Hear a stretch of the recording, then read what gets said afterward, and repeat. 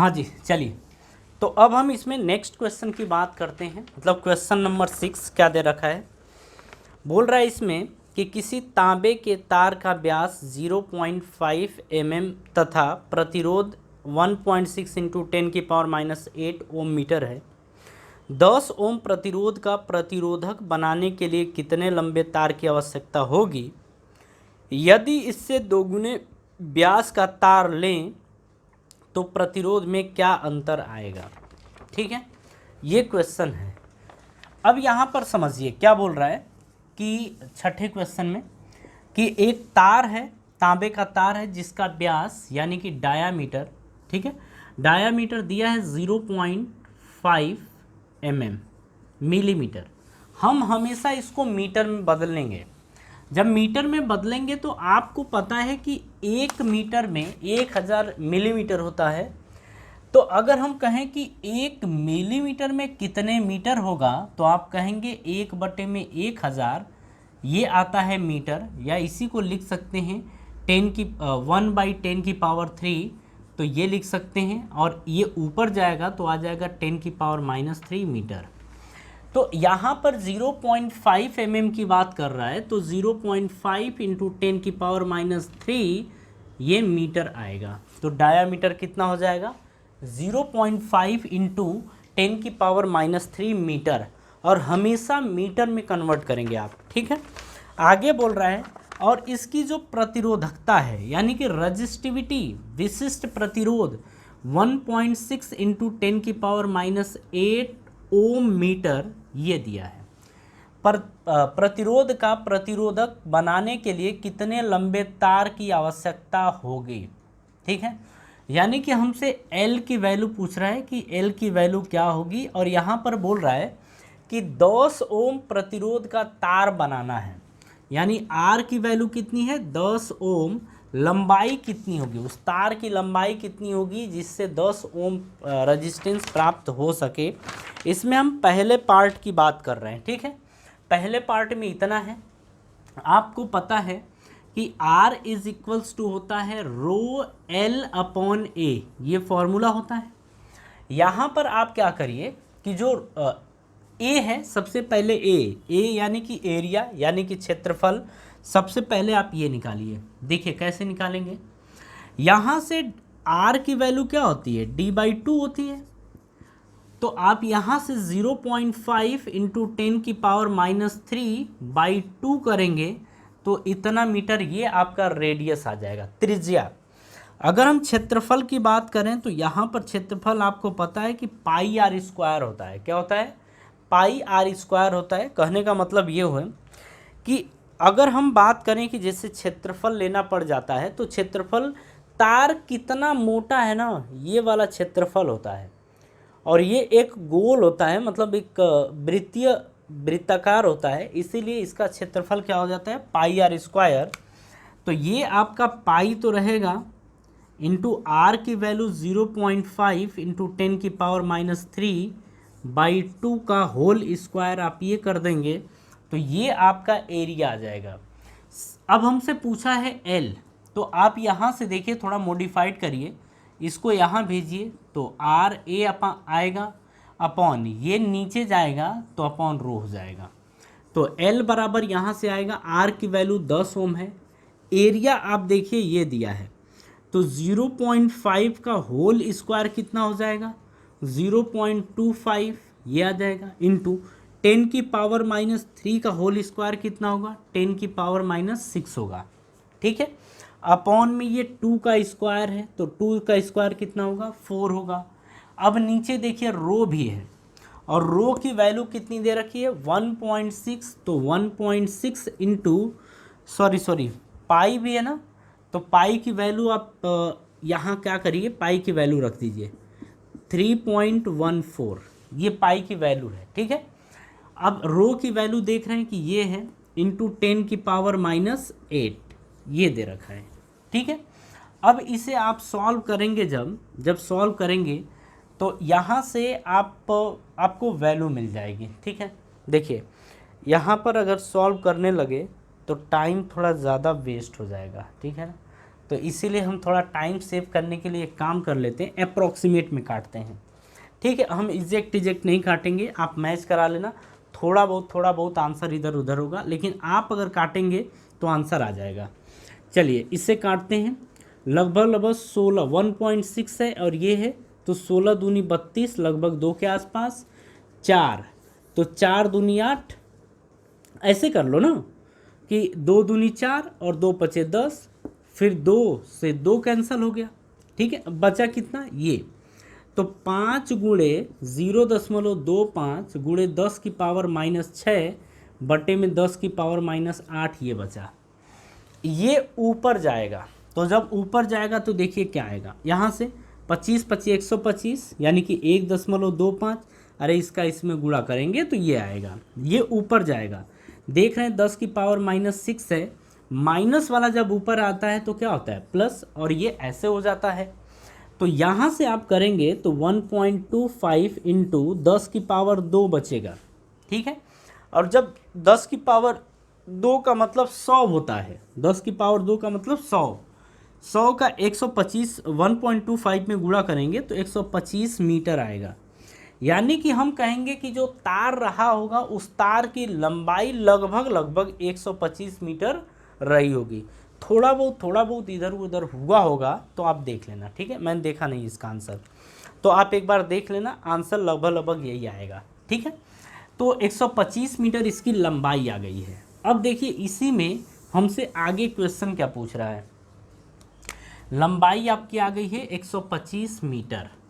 हमसे इसी में क्वेश्चन पूछ रहा है आगे कि यदि इससे 2 गुने व्यास का तार लें तो प्रतिरोध में क्या अंतर आएगा। 2 गुने व्यास का तार लेना है।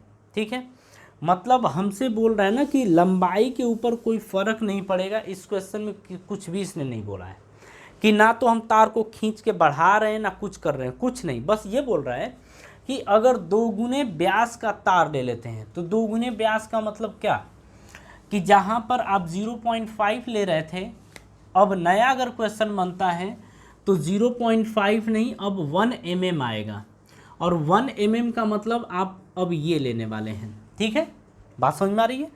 अब यहाँ से आप बताइए, अब मेरी बात समझ में आ रही है। बोला है कि 2 गुने व्यास का तार लेना है, यानी कि 0.5 का 2 गुना क्या होगा, 1 होगा। अरे भैया 0.5 इंटू 2 कितना होता है, 1 ही तो होगा ना। तो अब 1 mm का तार हो गया, 1 mm मोटा तार अब मिल गया। ठीक है, अब इसके प्रतिरोध को पूछ रहा है, तो अब इसका प्रतिरोध क्या होगा, अब वो अपने को देखना है। तो देखिए यहाँ से हम क्या करते हैं कि एरिया निकालते हैं, पाई आर स्क्वायर होता है, पाई आर की वैल्यू कितनी है तो इसका हाफ कर दो आप। अरे अब इसका क्या करोगे, अगर ये डायामीटर दिया है तो रेडियस क्या होगा d/2, d/2 का मतलब कि आप ये बोलेंगे कि वो 1 × 10⁻³ करेंगे जब आप, तो 2 × 5 = 10, 0.5, तो ये आ जाएगा 0.5 × 10⁻³ ये आ गया। अब आपकी त्रिज्या क्या आ गई, त्रिज्या आ गई। ठीक है, तो अरे भैया हम उधर कहाँ लिखे हैं, ये है, तो r की वैल्यू आप देख रहे हैं 0.5 × 10⁻³ मीटर, ये आपकी क्या आ गई, त्रिज्या आ गई है। ठीक है, अब हम क्षेत्रफल देखना चाहते हैं, यानी कि a पाई आर स्क्वायर होता है, पाई r की वैल्यू कितनी है 0.5 × 10⁻³ स्क्वायर, यह आ जाएगा। ठीक है, अब देखिए पाई की वैल्यू 3.14 रख दीजिए, 3.14 इंटू 0.5 का स्क्वायर 0.25 इंटू 10⁻⁻6 10⁻⁻6 ये आ जाएगा। तो ये एरिया आ गया। यहाँ पर पूछा है कि प्रतिरोध क्या हो जाएगा, तो R = रो की वैल्यू आप देखिए दिया है 1.6 × 10⁻⁸। L की वैल्यू कितनी है 125, A की वैल्यू आप देख रहे हैं कितना है 3.14 इंटू 0.25 इंटू 10⁻⁻6 ये दिया है। ठीक है, अब देखिए काटिए, 16 दूनी 32, लगभग 2 आएगा, 25 से काटिए तो देखिए ये हटाएंगे जब आप ना, जब ये हटाएंगे तो ऊपर 100 बन जाएगा, ठीक है। 25 पच्चे कितना होगा 125, ये आ जाएगा। अब यहाँ से एक चीज़ और ज़रा काटिए, आगे काटिए, देखिए क्या आएगा। 2 से जब इसे कट करेंगे तो 2.5 आएगा, कितना आएगा 2.5 आएगा। अब r बराबर आप देख रहे हैं कि 2.5 इंटू 10 की पावर -8 है, ये 10 की पावर -8, ये ऊपर जाएगा तो प्लस में 6 हो जाएगा, इंटू ये 100 दिया है। अब देखिए 2.5 इंटू, जब -8 में से 6 घटाएंगे तो 10 की पावर -2 बनेगा, और ये 100 है ही। इसको आप क्या लिख सकते हैं 2.5 इंटू 10 की पावर -2 का मतलब 1/10 की पावर 2, और 100 का मतलब 10 की पावर 2, 2 से 2 10 की पावर 2 से 10 की पावर 2 कैंसिल हो गया। यहाँ पे बचा 2.5, यानी r की वैल्यू कितनी आ गई 2.5 आ गई। तो यहाँ पर बोलेंगे हम कि जो नया प्रतिरोध बनेगा, जो नया प्रतिरोध बनेगा वो 2.5 होगा, कितना होगा 2.5 होगा। इस क्वेश्चन को करने के कई तरीके होते हैं, लेकिन अभी आप चीज़ों को सीख रहे हैं ना, तो आप सीखिए, ठीक है। इसी तरीके से अभी क्वेश्चन करिए। कुछ समय बाद अगर लगेगा आपको तो हम कुछ अलग से वीडियोस बनाएंगे जिसमें हम थोड़ा शॉर्टकट आपको सिखाएंगे। आप ना ये जो 2.5 देख रहे हैं, इसका आंसर आप देखते देखते मतलब 5 सेकंड के अंदर बता सकते हैं, लेकिन कब, जब ऑब्जेक्टिव पेपर होगा तब, यानी बहुविकल्पीय प्रश्न रहेगा तब ये करेंगे तो आ जाएगा। लेकिन अगर आपको लिखना है, सब्जेक्टिव पेपर है, तो आपको ऐसे ही करना पड़ेगा, क्योंकि अभी आप 12th में जब जाएंगे ना तो वहाँ शॉर्टकट थोड़ा सा चला सकते हैं, लेकिन यहाँ पर आप नहीं चला सकते। आप 10th में हैं, आपसे ये उम्मीद की जाती है कि आप कोई भी क्वेश्चन का आंसर जो होता है आप उसको अच्छे तरीके से एक्सप्लेन करेंगे, ये आपसे उम्मीद की जाती है। तो आप उम्मीद पे खरा उतरिए। हाँ जी, चलिए अब हम नेक्स्ट क्वेश्चन की बात करते हैं। नेक्स्ट क्वेश्चन हमारा ये बोला है कि किसी, अच्छा नेक्स्ट क्वेश्चन हमारा 8 नंबर है, ठीक है। हाँ ये है, बोल रहा है इसमें कि किसी अज्ञात प्रतिरोधक के सिरों से 12 वोल्ट की बैटरी को संयोजित करने पर परिपथ में 2.5 मिली एम्पियर विद्युत धारा प्रवाहित होती है। प्रतिरोधक का प्रतिरोध परिकलित करिए, यानी ज्ञात करिए, ठीक है। ये हमारा क्वेश्चन है। देखिए क्या दिया है कि किसी अज्ञात प्रतिरोधक के सिरों से 12 वोल्ट की बैटरी संयोजित की जाती है, ठीक है। यानी कि जो बैटरी का विभवांतर कितना है 12 वोल्ट ये है, और जो परिपथ में धारा प्रवाहित हो रही है वो प्रवाहित हो रही है 2.5 मिली एम्पियर। अगर हम बात करें कि 1 एम्पियर में कितनी मिली एम्पियर होगा, तो 1 एम्पियर में 10 की पावर 3 मिली एम्पियर होता है, और उल्टा करिए 10 की पावर 3 मिली एम्पियर में कितने एम्पियर होता है 1 एम्पियर होता है। अरे मतलब हमको एम्पियर में बदलना होगा, मिली एम्पियर को एम्पियर में। तो 1 मिली एम्पियर कितने एम्पियर के बराबर होगा, तो 1/10 की पावर 3 एम्पियर के बराबर होगा। इसे आप लिख सकते हैं 10 की पावर -3 एम्पियर, ठीक है। तो आप इसको मिली एम्पियर से एम्पियर में जब बदलेंगे तो 1 मिली एम्पियर इतने एम्पियर के बराबर होता है, तो इतना मिली एम्पियर तो मल्टीप्लाई कर देंगे तो 2.5 इंटू 10 की पावर -3 एम्पियर के बराबर होगा, ठीक है। यानी कि मिली एम्पियर को किस में बदलेंगे एम्पियर में, तो ये आ जाएगा 2.5 इंटू 10 की पावर -3 मिली एम्पियर। आगे हमसे बोल रहा है कि प्रतिरोध कितना, यानी रेजिस्टेंस कितना होगा, ठीक है। तो देखिए हम यहाँ पर ये कहते हैं कि V इज इक्वल्स टू क्या होता है IR, R की वैल्यू पूछा है तो R इक्वल्स टू V/I। अरे इसको यहाँ भेजेंगे तो ये आ जाएगा। अब जरा लिखिए R बराबर V की वैल्यू कितनी है 12, I की वैल्यू कितनी है 2.5 इंटू 10 की पावर -3, ये ठीक है। जरा इसको ऊपर भेजिए तो 12 गुणे 10 की पावर 3 जाएगा, ये माइनस है, ऊपर जाएगा तो प्लस 2.5 ये आ गया, ठीक है। जरा आगे इसको लिखिए, इसको 100 लिख सकते हैं क्या? तो 12 गुणे 100 लिखेंगे, गुणे 10 लिख दीजिए। अरे 1000 को 100 गुणे 10 लिख सकते हैं, बिल्कुल। ये 2.5 है, 2.5 को अगर हम लिखते हैं 25 तो ऊपर नीचे 10 से गुणा करना पड़ेगा। तो 10 से ऊपर गुणा करेंगे और 10 से नीचे कर देंगे। तो देखो जैसे यहीं कर दो ना, 10 से नीचे गुणा कर दो अपने मन से और 10 से ऊपर कर दो, तो आपका ये बनेगा कि नहीं बनेगा? बनेगा। 25 चौक को कितना होगा? 100 होगा। 25 चौक को 100, 12 चौक को 48, तो ये आ जाएगा 48, 12 चौक को 48, 1 और 2 0, यानी 4800 ओम आएगा। यानी कि जो प्रतिरोध होगा वो 4800 ओम के बराबर होगा। ठीक है, हाँ, इसका आंसर यही होगा, 4800 ओम के बराबर होगा। ठीक है, चलिए अब इसी में नेक्स्ट क्वेश्चन की बात करते हैं, यानी 9th नंबर की। देखिए हम एक्सरसाइज कर रहे हैं तो इसमें बहुत ज़्यादा डिस्कस नहीं कर सकते चीज़ों को, मतलब कि बकवास वाली बातें। कारण ये है कि अगर हम आपसे बातचीत करने लगे तो टाइम बहुत ज़्यादा लग जाएगा, तो आप बोर हो जाएंगे।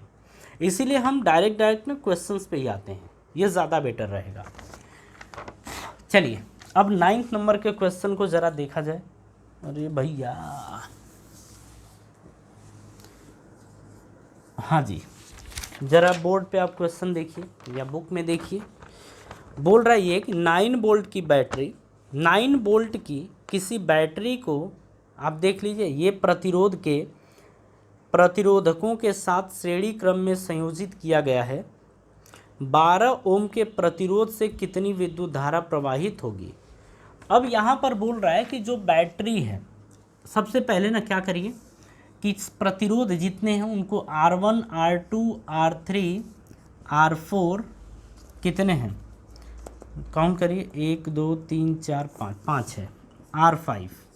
R1 की वैल्यू देखिए क्या दे रखा है, यहाँ पर दे रखा है 0.2, R2 की वैल्यू देखिए 0.3, R3 0.4, R4 दिया है 0.5 और R5 दिया है 12 ओम। ये सब ओम में है, ठीक है,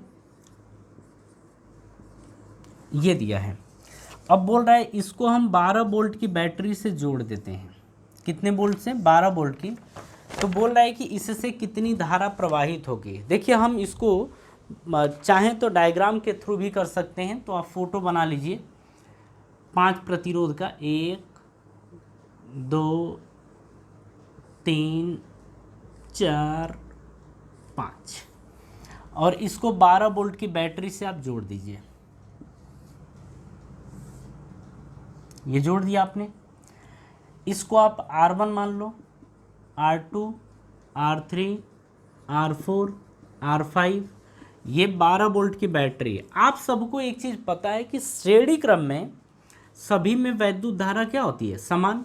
अगर ये बैटरी I प्रोवाइड कर रही है तो यहाँ पे भी धारा I, इससे भी I, इससे भी I, मतलब हर जगह धारा क्या होती है? समान होती है। और हमसे धारा पूछ रहा है, तो अगर हम यही निकाल लें तो हम ये नहीं बोल देंगे कि इससे वही धारा प्रवाहित हो रही है। अरे जो आएगी I यही इसके बराबर होगी कि नहीं होगी? यहाँ पर जो धारा प्रवाहित होगी और ये धारा दोनों आपस में क्या होंगी? बराबर होंगी, क्योंकि श्रेणी क्रम में जो धारा होती है वो क्या होती है? समान होती है। ठीक है, अब यहाँ से समझिएगा, यहाँ से अगर हमें I निकालना है तो V अपॉन आता है R इक्विवेलेंट। V अपॉन क्या होता है? R equivalent. लेकिन R इक्विवेलेंट निकालना पड़ जाए तो आपको पता है कि श्रेणी क्रम में क्या करते हैं? सभी को जोड़ देते हैं। R1 plus R2 plus R3 plus R4 plus R5, सभी को क्या करेंगे? जोड़ देंगे। तो जोड़ेंगे तो 0.2, 0.3 प्लस 0.4 प्लस 0.5 प्लस 12, ऐसा ही कुछ है। बिल्कुल, 2 3 5 4 9 5 14, ये आ जाएगा 5 4 9 3 12 2 14 में भी यही सब है ना, 2 3 5 4 9 5 14, हाँ बिल्कुल यही। तो ये आपका आ जाएगा, ये टोटल जोड़ेंगे तो ये आएगा 1.4 और वो 12, जब 12 में जोड़ेंगे तो ये आएगा 13.4, ये ओम आएगा। यानी R इक्विवेलेंट की वैल्यू आ गई है 13.4। अब हमसे आई, तो V की वैल्यू 12 है, बटे में आप 13.4 ये रखेंगे, ठीक है। जब 13.4 रखेंगे तो यहाँ से आप काट पीट के आंसर ला दीजिएगा, ठीक है। ये आंसर आपका आएगा। अरे काट लीजिएगा, कोई दिक्कत नहीं है, 2 से काटिए, 3 से काटिए, 2 से वैसे कटेगा तो आप आगे सॉल्व कर लेना, ठीक है। मेन चीज़ होता है कॉन्सेप्ट को समझाना। हम कॉन्सेप्ट आपको एक्सप्लेन करते रहे, बाकी आप समझ लेना। अरे भैया ये डिवाइड नहीं कर रहे हैं, ऐसा मत समझना कि हमने डिवाइड किया है। डिवाइड बिल्कुल नहीं किया है, ये इन सभी को जब जोड़े हैं तब जाके 1.4 आया है, ठीक है। चलिए इसी में आगे अब हम 10th नंबर का क्वेश्चन देखते हैं।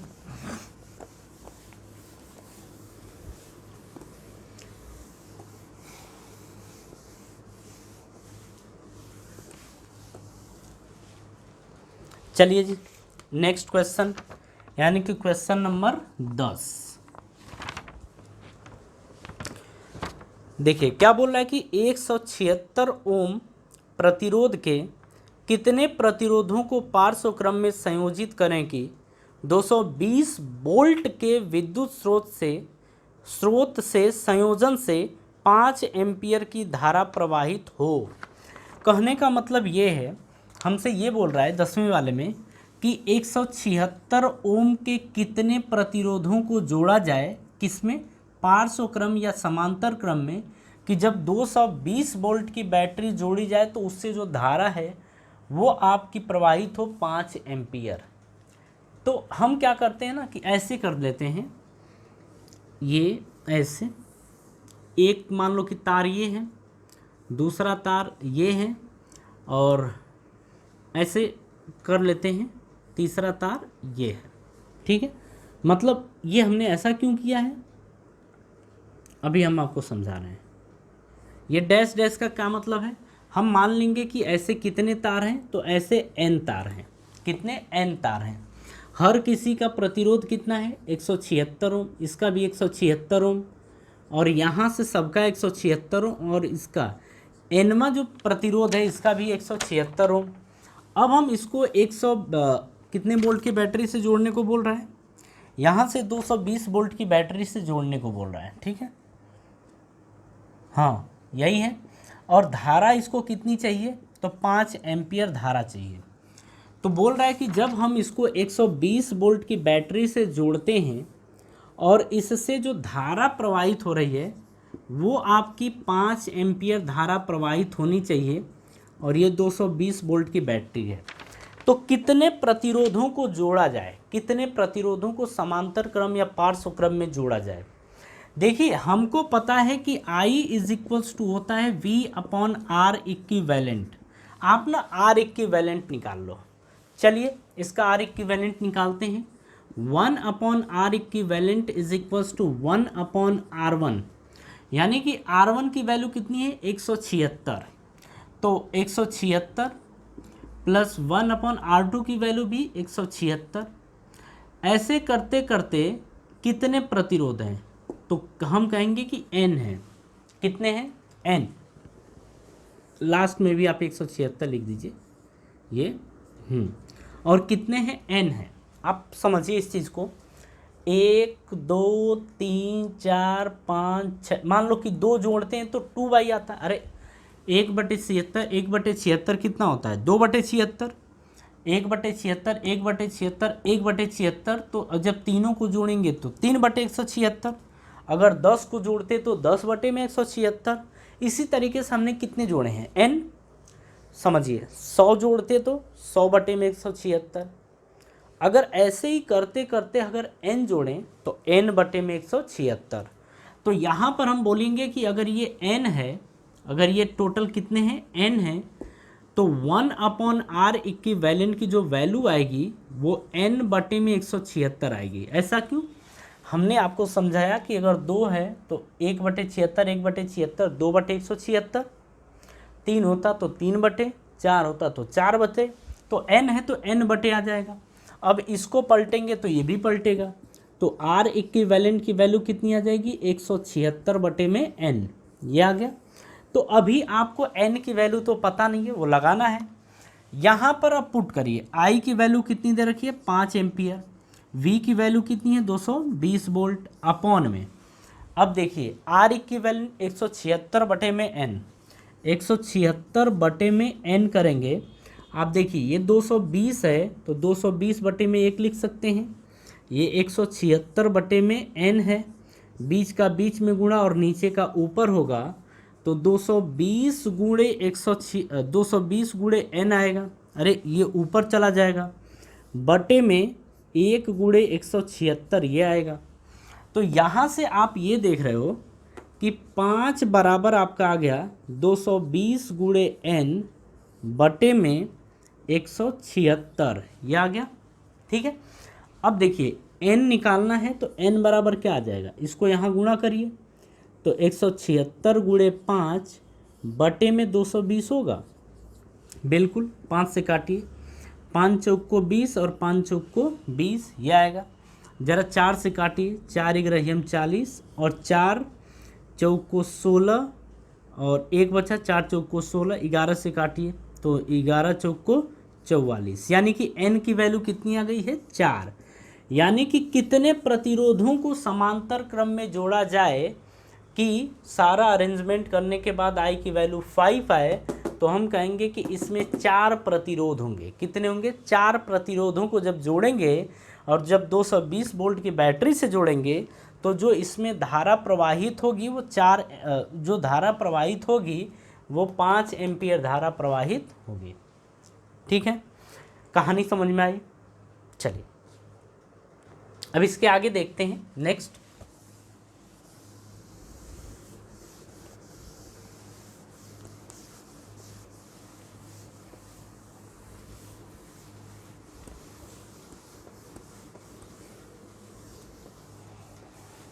हाँ जी, चलिए 11वें नंबर का क्वेश्चन देखते हैं हम क्या दे रखा है।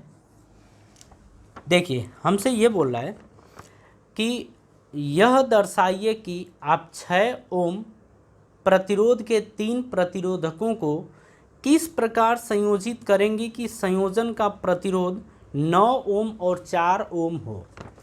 ये बोल रहा है हमसे कि देखिए आपको क्या करना है कि 6 ओम का प्रतिरोध है, यानी R1 की वैल्यू 6 ओम है, R2 की भी वैल्यू 6 ओम है, R3 की वैल्यू भी आपको 6 ओम दे रखा है।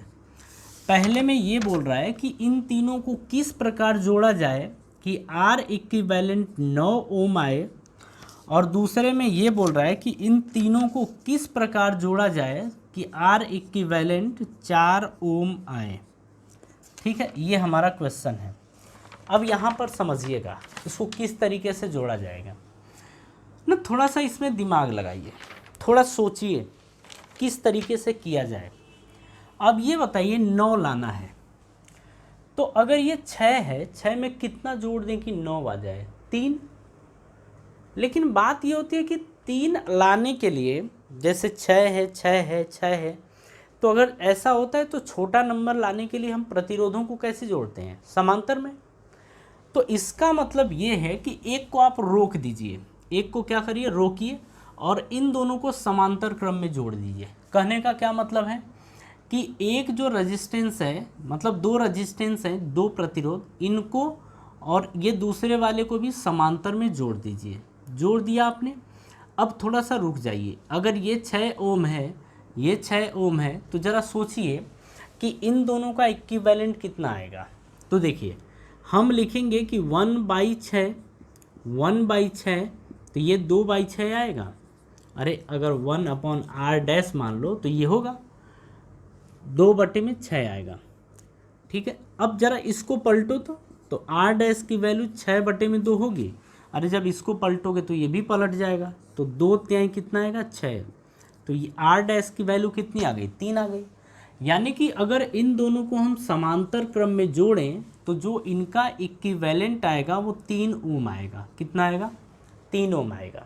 ठीक है, तो इसका मतलब कि इन दोनों को हम किस में जोड़ दें, समांतर में, और आगे श्रेणी क्रम में क्या करें, एक को जोड़ दें, एक को क्या करें श्रेणी क्रम में ऐसे जोड़ दें।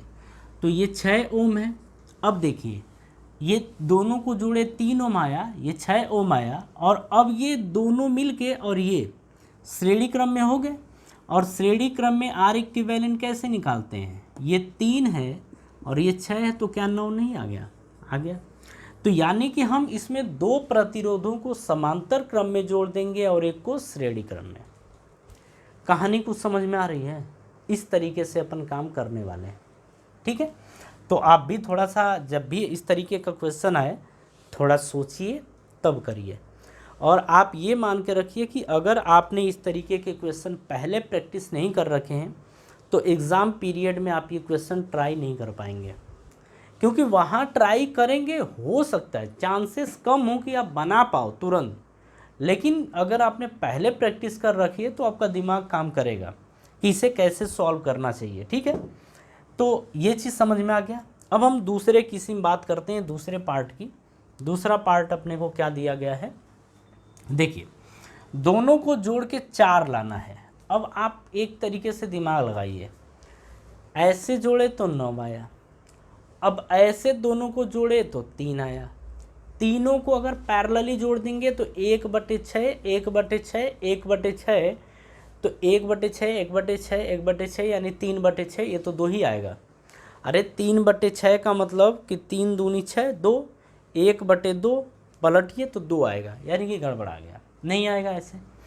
फिर क्या किया जाए, तो इसका मतलब कि इन दोनों को ऐसे और ऐसे तो अब जोड़ नहीं सकते और समांतर में भी नहीं जोड़ सकते, तो इसके बाद क्या बचता है, तो इसके बाद थर्ड ऑप्शन में ये बचता है कि आप ऐसे करिए कि एक को ऐसे और दूसरे को भी ऐसे जोड़िए, और फिर क्या करिए ना कि इसको ऐसे समांतर में जोड़ दीजिए। देखिए इससे ज़्यादा आप सोचने की कोशिश मत करिएगा, ऐसा नहीं कि आपको बहुत ज़्यादा सोचने की ज़रूरत है, नहीं है। आपको जितना बता दिया जाता है बस उतना ही सोचो, जब आगे आप जाओगे तो इससे ज़्यादा बिल्कुल सोच पाओगे, ठीक है। लेकिन कम से कम बेसिक चीज़ें जो आपको बताई जाती कम से कम उतना सीख लो। अगर इतना सीख लग सकते हो तो आगे भी सीखने की कोशिश करो। लेकिन कोई ज़रूरी नहीं कि सर इससे ज़्यादा होता तो, सर अगर 5 होते तो 10 होते तो, अरे भैया नहीं होता, ऐसा नहीं होता। जो लेवल आपका है ना आप उसी लेवल में बात करो, ठीक है। इससे थोड़ा एडवांस हो सकते हो लेकिन बहुत ज़्यादा होने से यहाँ पे घाटा हो जाएगा, ठीक है। फिलहाल हम अभी की बात कर रहे हैं। अब देखिए ये 6 ओम का है, ये भी 6 ओम का है, ये भी 6 ओम का है। सबसे पहले इन दोनों को जोड़िए, तो 6 और 6 कितना आ जाएगा, 12। अरे 12 आएगा कि नहीं आएगा, 12 आएगा बिल्कुल। कैसे, ये और ये दोनों किस में है, श्रेणी क्रम में। और श्रेणी में क्या होता है, डायरेक्ट जब जोड़ेंगे तो आर डैश की वैल्यू 6 + 6 यानी 12 ओम आ गई। अब देखिए इन दोनों को क्या करिए कि ऐसे जोड़े हैं आपने और ये अब आपका आ गया है 12 ओम। अरे इसी को मॉडिफाइड करना है। नीचे आपका एक रेजिस्टेंस और है, कितने ओम का, 6 ओम का, तो ये 6 ओम का है। दोनों को पैरेलली जोड़िए, तो जब पैरेलली जोड़ेंगे तो 1/r इक्विवेलेंट बराबर 1/12 + 1/6। एलसीएम कितना आएगा, 12। 12 × 12 तो 1 का 1 में तो 1, 6 दूनी 12 तो 2 × 1 2, तो ये आ जाएगा 3/12। ज़रा इसको पलटिए, अरे जब पलटेंगे तो ये आएगा आर इक्विवेलेंट 12/3, तो ये 3 चौक को कितना होगा, 12, यानी कि ये आ गया 4 ओम। कितना आ गया, 4 ओम आ गया।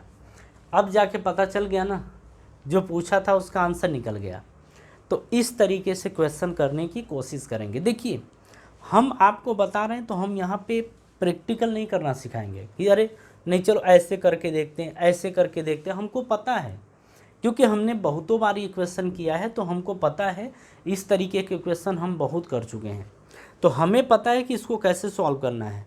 लेकिन आप पहली बार कर रहे हो ना, तो आपको सोचना पड़ेगा किस तरीके से किया जाता है, ठीक है। तो ज़रा इसको महसूस करने की कोशिश करिए और कोशिश करिए कि आप प्रैक्टिस ज़रूर करें।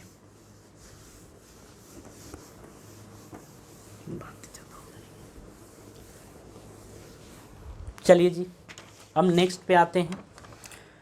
नेक्स्ट यानी कि 12 नंबर का क्वेश्चन क्या दे रखा है, बोल रहा है कि 220 वोल्ट की विद्युत लाइन पर उपयोग किए जाने वाले बहुत से बल्बों का अनुमतांक 10 वाट है। ओके, यदि 220 वोल्ट की लाइन से अनुमत अधिकतम विद्युत धारा 5 एम्पियर है तो इस लाइन के दो तारों के बीच कितने बल्ब पार्श्व क्रम में संयोजित किए जा सकते हैं। ये हमारा क्वेश्चन है। ठीक है, बोल रहा है कि अधिकतम तो हम 5 एम्पियर तक झेल सकते हैं, इस लाइन के दो तारों के बीच कितने बल्ब को पार्श्व क्रम में जोड़ा जा सकता है। ये भी क्वेश्चन अपने आप में बेहतर क्वेश्चन है। ठीक है, ज़रा इसे समझिएगा क्या बोल रहा है। यहाँ पर ये बोल रहा है ना कि जैसे 200 जैसे एक बल्ब है, ठीक है, एक बल्ब है और ये क्या होता है कि इसके ऊपर जो लिखा गया है 220 वोल्ट है। ठीक है, और इसका जो रेटिंग पावर ये क्या है, रेटेड वोल्टेज है, सॉरी VR है रेटेड वोल्टेज, और ये PR ऐसा क्वेश्चन किए थे 10 वॉट है। ठीक है, ये दिया है। अब बोल रहा है कि इसे हम क्या कर रहे हैं कि यदि 220 वोल्ट के लाइन से अनुमत अधिक विद्युत धारा 5 एम्पियर है, यानी कि I की वैल्यू कितनी है, 5 एम्पियर है, तो दोनों तारों के बीच कितने बल्ब जोड़ सकते हैं। ये जो क्वेश्चन अभी इसके पहले हमने किया था ना, ये क्वेश्चन था जो 176 था, यानी कि क्वेश्चन नंबर 10, ये सेम क्वेश्चन है, सेम टाइप का क्वेश्चन है, तो इसे ज़रा ध्यान से समझिएगा। ठीक है, अब देखिए यहाँ से आप क्या निकाल सकते हैं। आपने देखा था कि यहाँ से हम प्रतिरोध निकाल सकते हैं, केवल हमें प्रतिरोध की ज़रूरत है, तो यहाँ से हम प्रतिरोध निकाल सकते हैं। तो आपको पता है कि PR is equals to VR का स्क्वायर अपॉन R ये होता है। R बराबर आपका आ जाएगा VR का स्क्वायर अपॉन PR, ये आ जाएगा। VR की वैल्यू कितनी है, 220, तो 220 गुणे 220 करेंगे और बटे में PR की वैल्यू कितनी है, 10, तो ये 10, एक गया। ठीक है, 220 गुणे 22 आप ये करके रख लो। ठीक है, ये हो गया। इसको ऐसे ही आप रहने दो या मल्टीप्लाई कर देते हैं ना, मल्टीप्लाई कर देते हैं। 12 बार ही हम 484 होता है क्या, चलो देख लेते हैं। 22 दूनी 44 और 22 दूनी 44 और 44 4 हाँ 48, ये होगा। तो इतने ओम का रेजिस्टेंस होगा, मतलब यहाँ पर जो प्रतिरोध होगा ना वो प्रतिरोध 4840 ओम का होगा। ठीक है, अब हमसे क्वेश्चन में क्या बोल रहा है कि अगेन वही कांड करना है कि कितने बल्ब को जोड़ें, कितने बल्ब को जोड़ सकते हैं या कितने प्रतिरोधों को जोड़ सकते हैं। यहाँ पर इस तरीके से कि इनमें जो वैद्युत धारा प्रवाहित हो रही है वो वैद्युत धारा कितनी प्रवाहित हो, 5 एम्पियर, 5 एम्पियर, और कितने वोल्ट की बैटरी यहाँ लगी है, 220 वोल्ट की बैटरी लगी है। इसमें धारा अधिकतम धारा 5 एम्पियर ही प्रवाहित करनी है।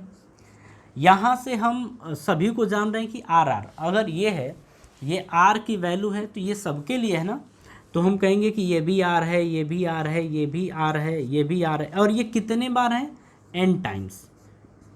मान लेते हैं कि हमने कितने बल्ब जोड़ रखे हैं, N बल्ब जोड़ रखे हैं, और पीछे आपने देखा था उसके हिसाब से अब आप समझिए इस चीज़ को कि अगर ये सभी को जोड़ा जाए जैसे 1/R इक्विवेलेंट करें तो आप 1/R plus 1/R plus 1/R ऐसे करते करते प्लस 1/R, ये N टाइम है, कितने हैं, N है, तो क्या 1/R इक्विवेलेंट की वैल्यू आ जाएगी N/R, पलटिए तो R इक्विवेलेंट की वैल्यू आ जाएगी R बटे में N, R इक्विवेलेंट की वैल्यू कितनी आ जाएगी, R बटे में N, ये आ जाएगा। ठीक है, ज़रा इसको हम इधर लिख लेते हैं 4840, ये आपका आ गया है। ठीक है, अब यहाँ से आगे की कहानी ज़रा समझिए, R/N आ गया है। अब ये बताइए कि I इज इक्वल्स टू क्या होता है, V/R। I की वैल्यू 5 है, V की वैल्यू 220 है, और R की वैल्यू कितना है, तो R की वैल्यू आप कहेंगे कि R बटे में N है, कितना है, R बटे में N। और आपने देखा था कि इसको 220 बटे में 1 लिखेंगे और ये r बटे में n होगा, r बटे में n, तो बीच का बीच में नीचे का ऊपर, तो 5 बराबर आ जाएगा 220 गुणे n, और ये ऊपर जाएगा ना अपॉन r, ये आ गया। अब यहाँ से ना हम क्या करें, ऊपर का पोर्शन हटाते हैं, ये अब हटाते हैं। यहाँ पे चलिए इसको लेके 5r, तो 5r बराबर ये आ जाएगा, चलो कोई नहीं, 220 इंटू n, तो n की वैल्यू कितनी आ जाएगी, इससे डिवाइड कर दोगे ना, तो 5 इंटू r बटे में 220, ये आ गया।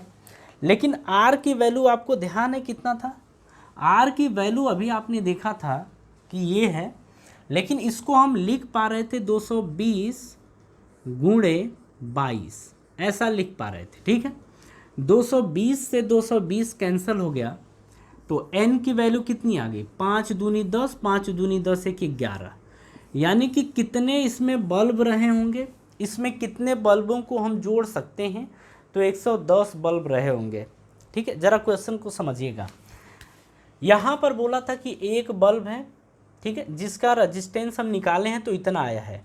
अब बोल रहा है कि इतने रजिस्टेंस वाले कितने बल्बों को 220 वोल्ट की बैटरी से जोड़ें जिससे कि इसमें धारा, अधिकतम धारा 5 एम्पियर प्रवाहित हो। तो हम कहेंगे कि ऐसे आप 110 बल्ब जोड़ेंगे जिससे कि इसमें धारा 5 एम्पियर प्रवाहित होगी, ठीक है। अगर इस क्वेश्चन की बात करें तो ये क्वेश्चन एक गुड क्वेश्चन की कैटेगरी में आएगा, आप इसे ज़रूर करिएगा, ज़रूर करिएगा, ठीक है। चलिए ज़रा कॉपी करिए तो फिर आगे मूव करें।